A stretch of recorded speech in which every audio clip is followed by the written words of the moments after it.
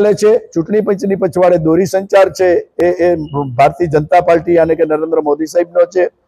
આની સામે લોકોને જાગૃત કરવા માટે, આની સામે લડવા માટે આપ જો છો કોંગ્રેસ પાર્ટીના તમામ હોદ્દેદારો, ચાહે પ્રમુખ હોય, ચાહે નાનામાં નાનો કાર્યકર હોય, ચાહે કોર્પોરેટર હોય, ચાહે એ સંગઠનનો વ્યક્તિ હોય, આ બધા પ્રયત્નો કરીને અમારું પહેલું કામ છે લોકોને જાગૃત કરવાનું કે મતદાર યાદીમાં તમારું નામ છે એ સુરક્ષિત છે કે નહીં, અને જો ન સુરક્ષિત હોય તો તમે પણ આ લડાઈની અંદર જોડાવ, એના માટેના અમારા પ્રયત્નો છે।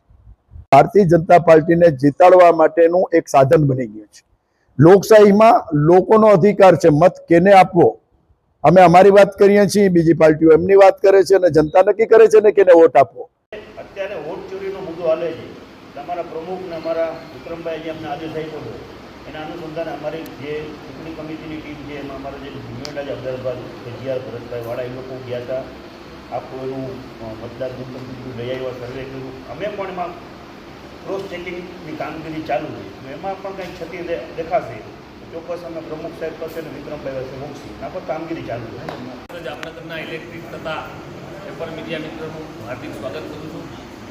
આજની આ પ્રેસ વાર્તામાં જે દેશનો મુદ્દો છે એ બૂથ સુધી પહોંચાડવા માટેની જે વાર્તાલાપ કરવાની છે એના આજે પ્રેસના અમારા અહીંયા જે આપણી સાથે ચર્ચા કરશે આપણા જામનગર દેવભૂમિ દ્વારકાના માજી સાંસદ વિક્રમભાઈ માડમ ઉપસ્થિત છે।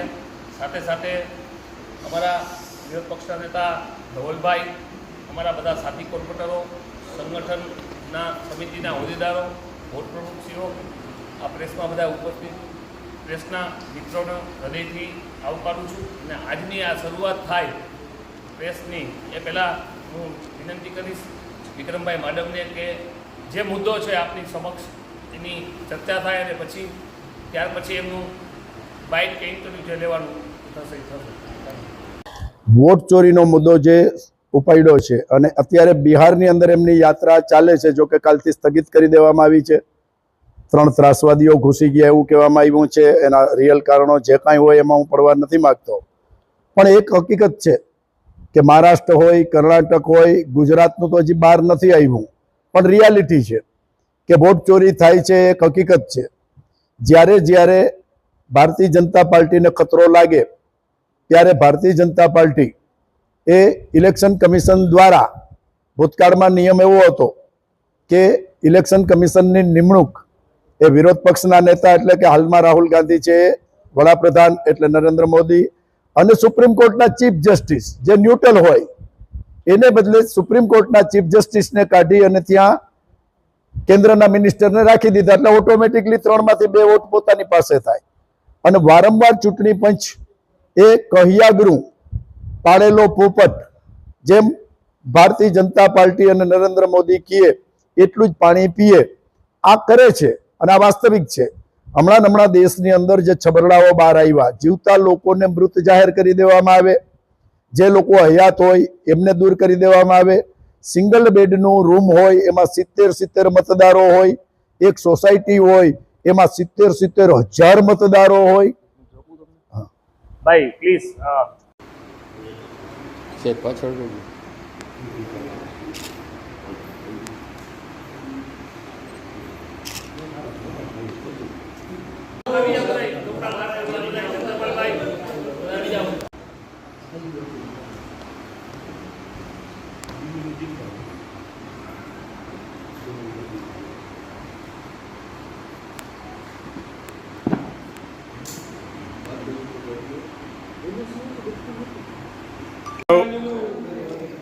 કાર્યકર્તા કોઈ પાછળ તો આવી જજો।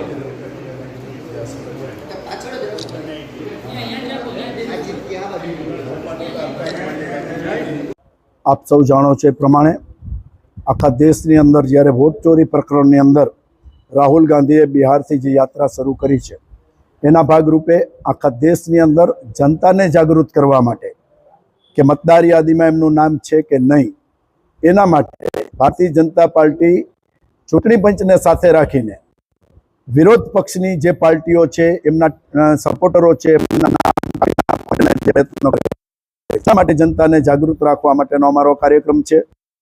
કાર્યક્રમની અંદર 2 તારીખથી 6 તારીખ સુધી જામનગરના 16 વોર્ડમાં એક જાગૃતિ કાર્યક્રમ કોંગ્રેસ પાર્ટી તરફથી કરવામાં આવશે. 8 તારીખે વિધાનસભાનો ઘેરાવ કરવામાં આવશે. 31 તારીખે અમદાવાદ ખાતે આખા પ્રદેશનો આ વોટ ચોરીની સામેનો કાર્યક્રમ એ કરવામાં આવશે. અને એના માટે આપણે સૌ જાણીએ છીએ કે મહારાષ્ટ્ર હોય, કર્ણાટક હોય, ભલે કર્ણાટકમાં કોંગ્રેસ જીતી છે છતાં ત્યાં ગડબડ કરી છે. અને ગડબડ કરી છે, જે ઉમેદવાર 25,000 જીતતો તો એ 5,000 જીતો. જ્યાં કોંગ્રેસની સીટો વધુ આવતી હતી ત્યાં કેમ ઓછી આવે એ પ્રયત્ન ભારતીય જનતા પાર્ટીએ ચૂંટણી પંચને સાથે રાખીને કરી છે. ચૂંટણી પંચની જે પ્રક્રિયા હતી ભૂતકાળમાં કોંગ્રેસના શાસનમાં, કે દેશના વડાપ્રધાન હોય, ઓપોઝિશન લીડર હોય અને સુપ્રીમ કોર્ટના જજ હોય જે ન્યુટ્રલ છે, આ 3માંથી 2 જણા નક્કી કરે ચૂંટણી પંચના વડા બનતા. ભારતીય જનતા પાર્ટીનું શાસન આવ્યું ત્યારથી સુપ્રીમ કોર્ટના જજને સાઇડલાઇન કરી નાખવામાં આવ્યા અને કેન્દ્રના મિનિસ્ટરને એ સત્તા આપવામાં આવી. તો સ્વાભાવિક છે, કેન્દ્રના વડાપ્રધાન અને મિનિસ્ટર બે એક તરફી હોય એટલે ચૂંટણી પંચની અંદર જેને પણ બેસાડવાના હોય એ ફક્ત પાર્ટીનો પોપટ થઈને બેસે અને પાર્ટી કેમ કામ કરે. આ જે દેશની લોકશાહી ખતમ કરી નાખવા માટેનો પ્રયત્ન જે ભારતીય જનતા પાર્ટી કરી રહી છે, એમાંથી દેશને અને લોકશાહીને બચાવવા માટે થઈને કોંગ્રેસ પાર્ટીના પ્રયત્નો છે. આવતા દિવસની અંદર તટસ્થ ચૂંટણી થાય, ચૂંટણી પંચ તટસ્થ રહીએ અને આ દેશના નાગરિકને પોતાનો મત ક્યાં આપવો એનો અધિકાર રહીએ. આ તો મતદાર યાદીમાંથી નામ જ ગાયબ કરી નાખવામાં આવે. એક મકાનની અંદર 70 મતદારો કેવી રીતે હોય? સિંગલ બેડના મકાનમાં 70 મતદારો હોય. એક સોસાયટીની અંદર 70,000 મતદારો હોય. આવા છબરડા જીવતા લોકોને મૃત જાહેર કરે અને લોકો એમ કે હું તો જીવું છું, એ આખા દેશના મીડિયા સમક્ષ આવે એટલે જીવતા લોકોને મૃત જાહેર કરી દેવામાં આવે. આવા છબરડા જો ચૂંટણી પંચ કરતું હોય તો એ ચૂંટણી પંચને અટકાવવા માટે, આ દેશની લોકશાહીને ફરીને તંદુરસ્ત લોકશાહી બનાવવા માટે, ચૂંટણી પંચની આ ચુંગાલમાંથી છોડાવવા માટે અને ભારતીય જનતા પાર્ટીના મહાપાપને રોકવા માટેનો અમારો પ્રયત્ન.